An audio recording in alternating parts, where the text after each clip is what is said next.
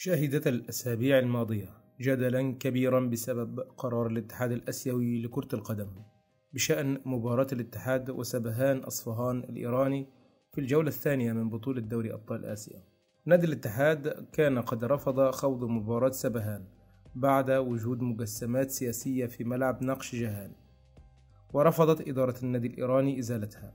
وعليه أصدرت إدارة أنمار الحائلي بيانا رسميا تؤكد خلاله أن قرار الانسحاب تم بالتنسيق مع مراقب الاتحاد الآسيوي، وسيتم تحديد قرار بشأن المواجهة لاحقا.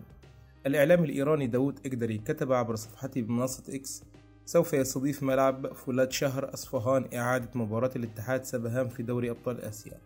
ويعتبر ملعب فولاد شهر أصفهان الملعب الرئيسي لنادي ذوبأهن الذي يلعب في دوري المحترفين الإيراني ويسع لجلوس 15,000 متفرج.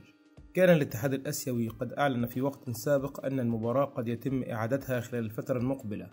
وأنه لم يتم اعتبار أي من الفريقين منسحبا، بل تم تأجيلها لحين انتهاء الأزمة. كانت بعض الآراء القانونية قد أشارت إلى احتمالية اتخاذ قرار رسمي من الاتحاد الآسيوي بمنح نقاط مباراة سبهان لصالح الاتحاد، أو إقامة المباراة في أرض محايدة، أو إزالة التمثال وإقامة المباراة في مدينة أصفهان.